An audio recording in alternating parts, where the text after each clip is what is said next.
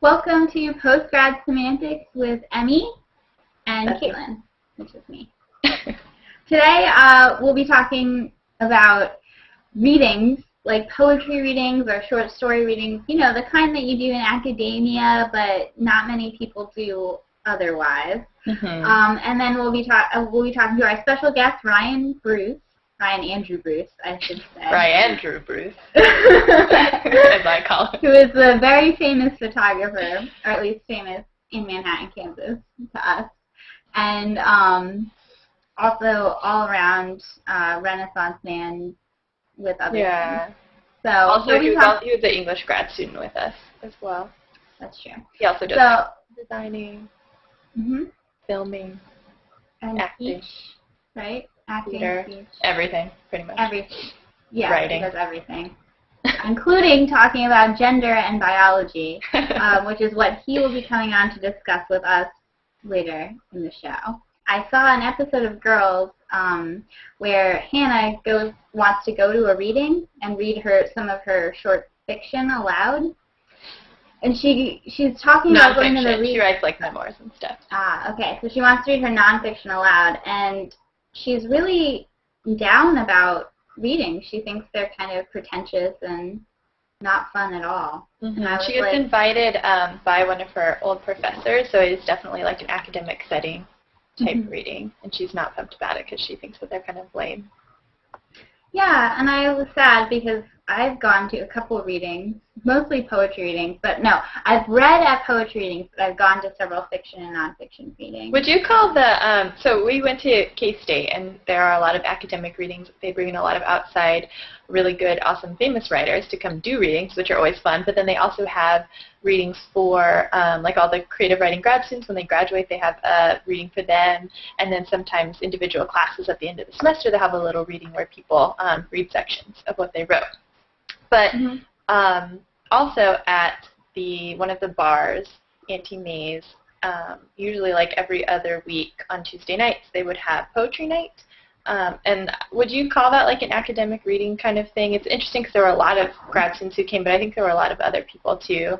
Right, I think that's the closest to the kind of reading that Hannah went to, because Hannah's reading wasn't associated with the university, but there seemed to be a lot of university-style people there. So I would say the poetry that we do at Auntie May's, which is open to everyone, but a lot of English grad students obviously go. They're the ones who put it on and who organized it.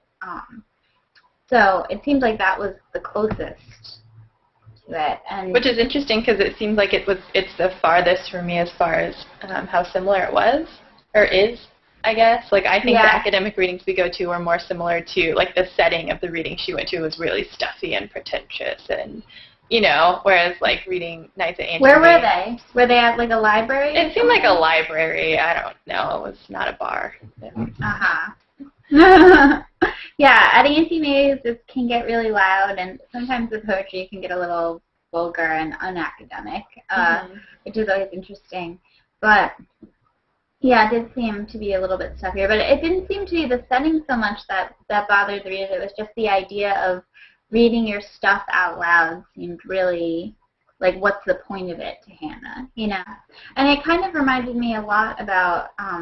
we watched Tiny Furniture this weekend, Emi and I, and we thought it was really interesting, but there's this one moment where the main character is talking to her little sister about poetry, and the little sister is starting to read her poems out loud, and right before that they were talking about how poetry is this thing that you want to tell people about, but no one wants to hear it. The little sister was like, poetry is like dreams because everybody wants to like talk about their own, but nobody really cares about anybody else's.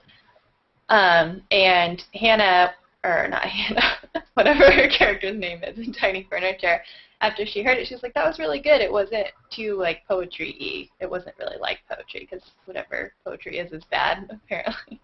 Yeah, I thought that was interesting because it seemed like Hannah's character kind of had the same idea about readings in Girls as her other characters in Tiny Furniture, about, like, no one really wants to hear you read. You're just reading as, like, an exercise for yourself to make yourself feel important. But Hannah's character in Girls kind of realizes that readings are sometimes necessary or a good idea just to get out there. But I don't know. Do you think that I enjoy listening to other people's poems when we're at poetry night? Yeah, like it took Caitlin and I a while to kind of like get the guts up to actually read something of our own. So for the longest time, we would just go to listen and like see other people's stuff. But I think, I don't know, like part of what I like about it is the performance, and it's interesting because if you're hearing like fiction or nonfiction readings, I've had the experience of either a lot of people are just very like chill and maybe not like monotone, but they don't really get into like character voices or like really emotional as they're reading their fiction. They're just kind of like level and whatever, and they're just reading it. Or there are some actors, authors who get like really into it and like perform it, you know, like they're acting. And I think that's probably because a lot of writers are probably introverted and don't really like to get in front of people and read, because writing is so solitary that if that's what you like to do all the time, you probably don't like to perform in front of people necessarily. So maybe that's just like the way writers are. But with poetry, or at poetry night anyway, it seems like a lot more people get into the performance of it. And of course we have like slam poetry and people doing that, which is like all about the performance. So as far as entertainment-wise, I guess for me, it kind of depends on the performance. And so like in Girls at the reading, it seemed very much like that monotone level, like I'm just going to read this and not really perform it. So I think that has kind of part of to do with how people feel about readings, maybe. I love listening to people's voices when they read, especially like, well, I mean, it depends on the voice, and like some people you wouldn't think would have this powerful voice, like our tinier lady professors who have these great, rich voices when they're reading, and it's just like, wow, I love what you're reading right now. And I think it's part because of the performance and part because of what's been written. And that's even true with poetry. Like when we hear slam poets read, suddenly that becomes much more powerful. But for me, I think I sometimes wonder how much of that performance lends a kind of weight to the poetry, you know? Like if we read it, would it still be as good as if we heard it and experienced it? Or does it even matter? Yeah, I definitely think that has a lot to do with it, because Caitlin reads a lot of poetry just on her own because she really enjoys it, and I definitely enjoy listening to it and going and seeing people perform their poetry more than I do reading it. But if I were to think about the kind of poetry I enjoy reading, it would probably be different than the stuff that I like to see people perform. Yeah, and even when you're reading poetry, it's always a good idea to just read it out loud. That's which true. I can't say I always do, but sometimes I do, and it makes a huge difference. I definitely hear the words more and their cadences and rhythms when I read it out loud to myself than I do, you know, if I were to read it silently. Yeah. And so Caitlin and I were kind of talking about this, too, about the sisters' opinion on poetry in Tiny Furniture, and we were wondering if that's just because of the way poetry is looked at in general. It's really different from fiction, where fiction is, I don't know, this like popular industry that a lot of people read, novels anyway, not really like short stories or anything. And there's kind of a divide between like popular fiction versus, what do you call the other kind of literary fiction? And poetry, I don't really know if there's maybe some popular poetry, but it's mostly this kind of like academic literary genre. So is that kind of why people undervalue it? Because I know this is true in a lot of different kinds of art forms, like music as well, where people who in academia who are trying to like push the boundaries and do really avant-garde things or new things, different things, artistic things that challenge you and stuff, that's different from typically what people are going for with popular music or literature. And some people are kind of the opinion that these academics who are pushing and trying new things, they're just doing it basically for themselves in a really, really tiny population of academic people who are also interested in it. So how worthy is it really as an art form? Do you think about that? And I think that's definitely what she's hinting at in that episode of Girls, is like, well, I read this out loud, it's for such a tiny population and I want the bigger audience. And I do think that, I think there's a couple, like, these are my, like, fake theories about this kind of thing, but I do think that everyone writes poetry. Like, everyone writes poetry. It's just a matter of whether or not you let people read it.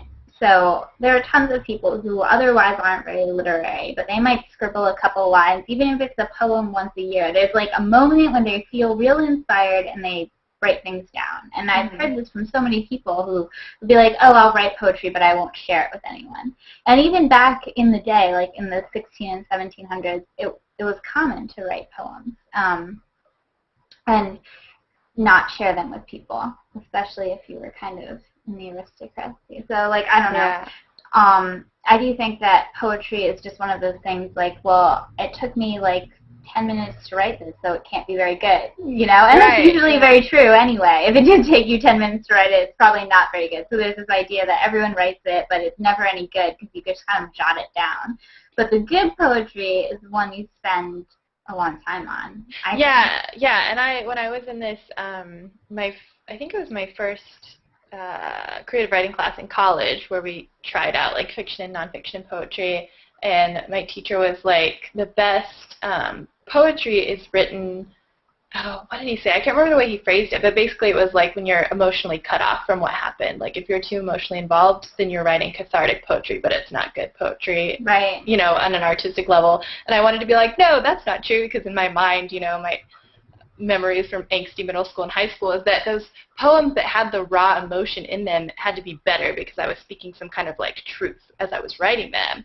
But that's not really the case, and that probably is the kind of poetry people think of, is this like really emotional, like the stuff that me and my friends wrote in high school when we felt like no one understood us and whatever, blah, blah, blah. And maybe like think that all poetry is like that when it's like really an art form that people craft and work really hard on, and I don't know.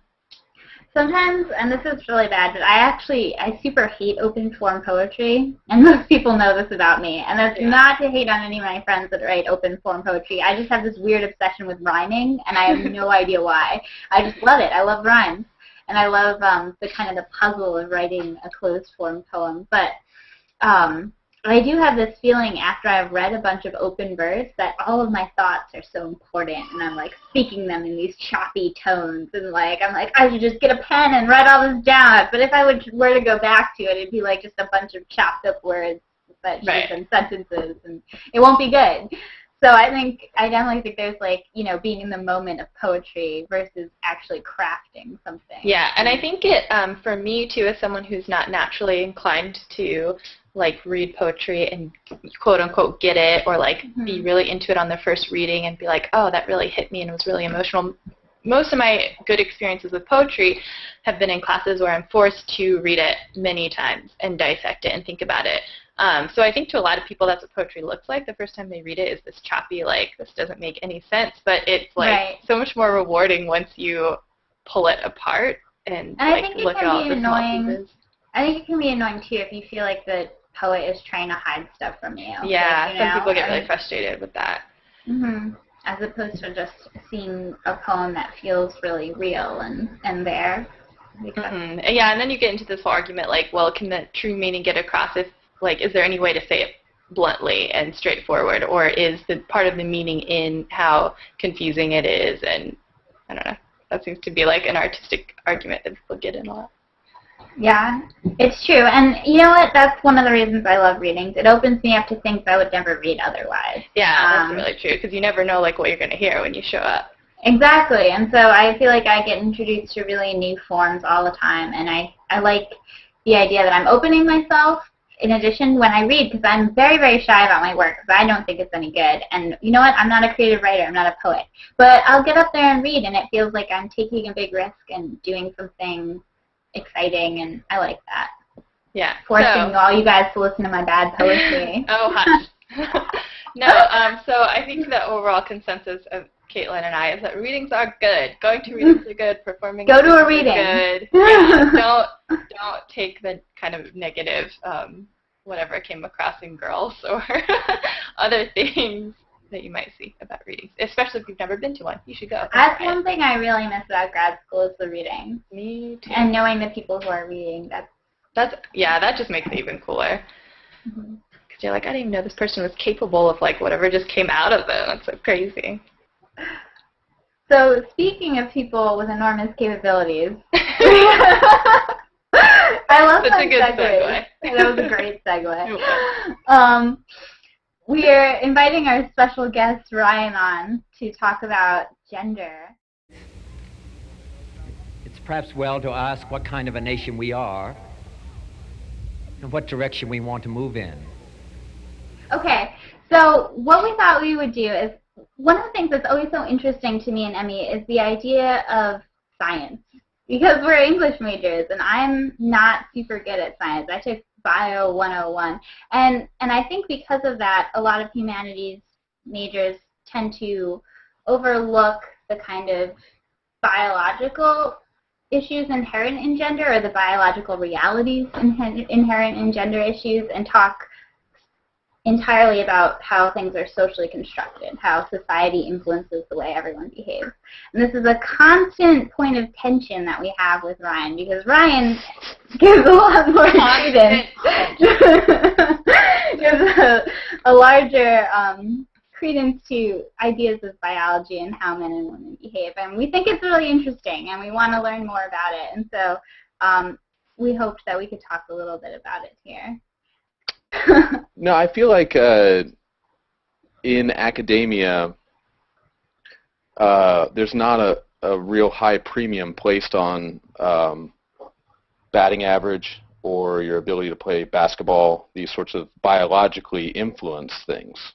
So a lot of times they don't factor those in when they start talking about comparisons between people or a certain predisposition. So, and me as someone who's very biologically active, I do always factor those things in. And so naturally when it comes to discussions about the similarities or sometimes differences in the biological sexes, I tend to place some emphasis on biology, not all the emphasis, but some emphasis, whereas you, Caitlin, tend to place an overwhelming majority of the influence on environmental factors. Yeah, so I'm curious, like thinking about sexism and feminism, because this is mostly where this comes up, I guess, in discussions. Ryan, what biological differences do you think are most important that, like, humanities people in general maybe ignore or should take into consideration? I think for the most part, people don't ignore them. I think it's only when you're talking to English grad students that they want to ignore them. I think society in general not only sort of bears witness to the differences, but also kind of likes the differences. The problem is that because of that, the differences in the past have been used to do a lot of horrible things. So because of that, smart people, grad students and other academics, like tend to want to run away from those things because they're smart enough to know how destructive those things can be. Like if you say one group of people is naturally smarter than another group of people, then that creates a hierarchy, and then those other groups of people who aren't as smart can be, you know, subjugated. Which I think is, you know, anytime biological differences are used to sort of, you know, influence, you know, laws or rights or something like that, I think that becomes problematic. But I think that going forward, like as a human race that's trying to tackle a lot of difficult problems, the way we tackle difficult problems a lot of times is specialization. And so recognizing the differences in people and sometimes the differences in sexes might allow for better specialization when it comes to confronting, you know, new issues that we haven't, you know, sort of. Yeah, and that seems to be something that's been coming up. I remember I don't remember what classes, but like in grad school, this talk about like how we need more interdisciplinary everything, like classes and different people from different disciplines just like working together more, especially crossing the boundary between like humanities and sciences, because we're sometimes tackling the same problems from completely different angles, which is great, but unless we start communicating our different solutions that we're coming up with and trying to like combine all of our knowledge together, like it's not really going to work. So that always makes me think of this. Mm-hmm. Yeah, and I mean, I think that, well, the interdisciplinary thing, the results of that type of stuff is usually pretty positive and pretty awesome and makes people happier, and they realize new things and they learn stuff, and hopefully they enjoy themselves. But because of that, I naturally want to have people who are different, interact. And so if we sort of if we respect the differences between men and women biologically, then hopefully we'll see that great things happen when you respect the positives in both and try to sort of downplay the negatives and have the two mix and hopefully, come to something awesome. So I tend to, when I get into this type of discussion, come across like I'm saying men are better than women. When in actuality all I'm saying is that men are better than women at basketball. What does it mean that the top 1,000 basketball players in history have all been men? What, is that problematic for women for me to say that? Does that offend you guys? I feel like I should be offended. Yeah, exactly. You're smart like enough. You come from an academic background. You feel like you should be offended by that. But because most academics don't care about basketball, me making that statement doesn't really offend women. Because they don't care. They're like, who cares about basketball? But I would argue that it's not entirely environmental factors that are making the top 1,000 basketball players of all time men. It's just the rules of the game. The rules benefit men, like the attributes that men tend to possess. Not all men. I'm probably not in the top 1,000. Are you sure? You're really Jury's still out on that. No, but so because of that, but again, like anytime I make that statement, it's if I try and use that same paradigm in a non-basketball related world, it becomes a slippery slope that no one wants to talk about. But yeah, I always find it weird, how little I want to talk about biological differences. Even in my own research, because I've talked about this before, I think a little bit about the way women write versus the way men write, and a lot of scholars will say women are less direct in writing about men, and they're more okay with not coming to answers. And is that a biological thing, or is it a socially constructed thing? And some scholars think it's biological, and I don't really know what to do when I come to those arguments, so I just kind of go around them. Yeah. And that's why I think talking about it is interesting. And there seems to be two types of biological differences. There's the physical biological differences, like strength or something, and then there's the ones that we're basing off of hormones or how much of your communication between the two sides of your brain you have. Would that be physiological? Is that what it's called? I don't know. I probably shouldn't even try to use science. How little Forget about it. I don't know. Well, this is also why I hate having this conversation, because I feel like I know nothing. Well, what you're hitting upon, Emmy, is kind of that we're in this sort of in-between period where we've kind of, as a modern or postmodern, let's not even talk about it. As a current society, we've managed to arrive at some sort of equality based on law. So we're all pretty much everybody should be treated equally and all that stuff. But we have not done enough research and sort of unraveled the composition of the brain to know how much of that is, influencing us, and then also how much of that is different between men and women. So that's where I think that, we need to be open to the idea that there are going to be problems in the future and jobs and other things that women are going to naturally be better at, in the same way that men are naturally, a higher percentage of men are awesome basketball players because they just have a biological advantage, whereas women have a larger corpus callosum, the thing that unites both halves of your brain. So that's awesome. And what does that mean? I mean, that doesn't mean that all women have, a giant corpus callosum and all men have a tiny one. Size matters. In this instance, bigger is better for specific things, though. I mean, the ability to unite both halves of your brain makes you better at multitasking, but it might make you worse at specializing, So being aware of that, again, might be handy It should not be like something that's all we talk about, That scares me so much, though, just thinking about all the post-apocalyptic novels that I read, which are a lot. I really love post-apocalyptic novels. But, I mean, the idea of, I'm sorry, what is that book, A Brave New World or something, where... That's not post-apocalyptic, though. Okay, that's pre-post-apocalyptic. People are born and placed into jobs. Yeah. That's pre-post.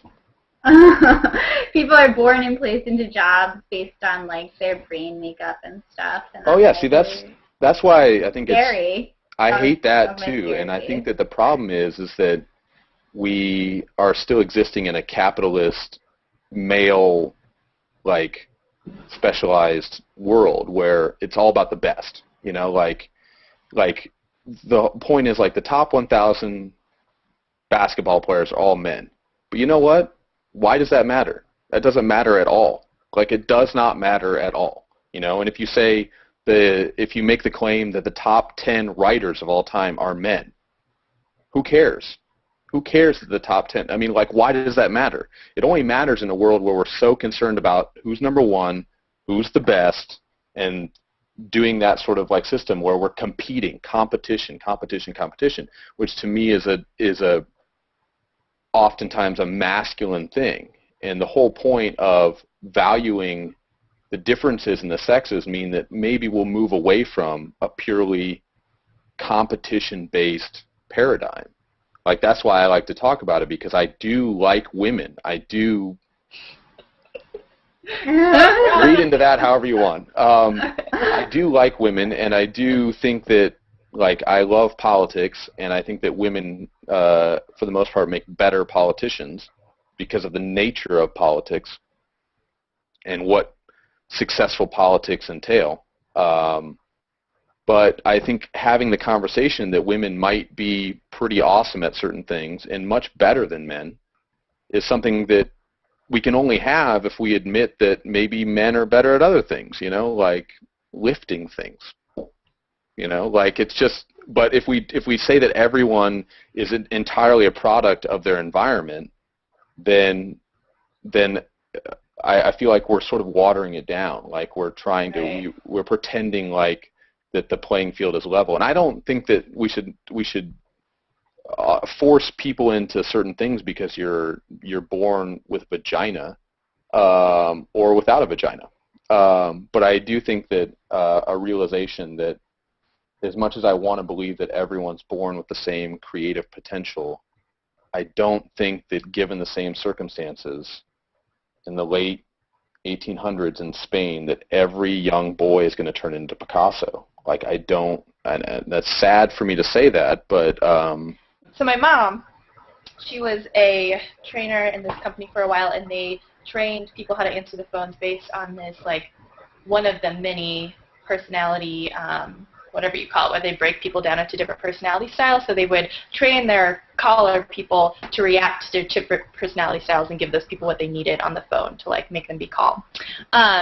And she likes to talk about how thoughts, which is her personality style, people have typically masculine qualities when it comes to, like, being logical and not super emotional and things like that, just how they deal with problems, how they, like, problem solve, and how they act when they're stressed out, and how some percentage of the population is thoughts, but like 90% of thoughts are men.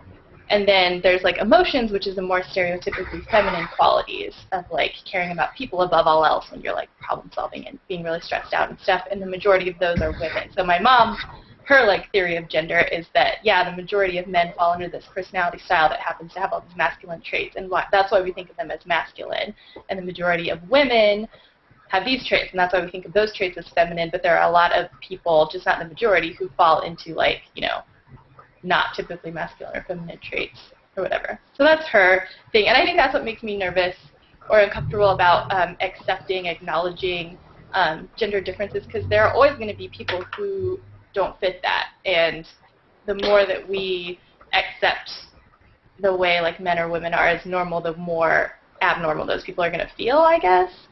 So that's why I don't know. Going down that road, Emi, talking about gender, I mean, my belief is much different in terms of, like, I think that a sort of a non-gendered education is really, really important in allowing people to discover what it is that they want to do, but there is an understanding that men and women probably, because of biological differences, might learn differently, you know, like, and there's going to be a lot of men who learn just like women, and there's a huge overlap. I don't think it's a black or white sort of issue.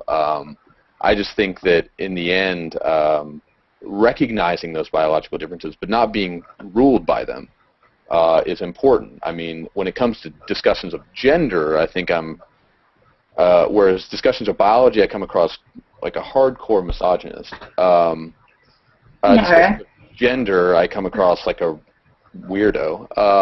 So, I mean, when it comes to discussions of gender, I would love for there to be non-gendered, you know, sort of elementary and secondary education, just because I am a product of parents who did not push me to be incredibly masculine, and it was only sort of friends and society that did. And then so when I started to do traditionally feminine things, not baking, I didn't feel a lot of pushback. I felt a little strange when I was in classes with all women, but for the most part I didn't have like authority figures, people that I respected and trusted their opinion, telling me not to do it. So when it comes to issues of gender, I think that we are much more flexible than society wants to give us credit for. However, I do think that gender norms exacerbate biological problems. Being aware of that, I think, could help us counteract that stuff. Like, I feel like it's not an incredibly problematic statement to say that men more frequently, when angered, will punch something than women. So a higher percentage of men are prone to punching things, whether it's walls or cars or other people. Not to say that women can't be pushed to punch, but once you understand that when it comes to problem solving, sometimes men have a tendency to want to punch things, then it becomes easier to, I think, maybe treat them a little bit differently when it comes to education that's trying to undercut these things, you know. So I feel like here is where I veer off from you guys a little bit in my obsession with socially constructed things. Like even what Emi was saying about having, 90% of the thought people were men. I think a lot of that has to do with the way men are told they have to act. Like if a guy is being really emotional, it's not uncommon for people to call them gay or like a girl, and so men are told that they need to be rational and they need to not think about their emotions, or at least not talk about their emotions. And I think that affects why so many men are thought people. And I do think that men are pushed to be more aggressive than women are, and women are told to be quieter, and that has an effect on the way men and women grow up to behave later in life. Well, I definitely agree with that. I just think that my guess, and this is not based on a lot of my own scientific research because I'm not a scientist, is that we'll find that as we sort of unravel what it is that the brain does in terms of how it connects to emotions.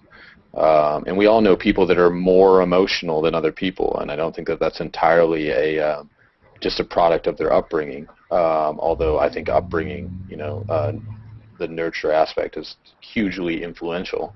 But I do think that men, on average, being more rational is not entirely just nurturing. Because I want to say that I was not told to be rational. I had such a hands-off parenting. Hopefully mom and dad won't watch this. Such a hands-off parenting experience but yet I still am so horribly prone to bouts of rationalness that I hate myself for it. So I've tried everything possible to rid myself of being rational, but yet it just is like an albatross around my neck.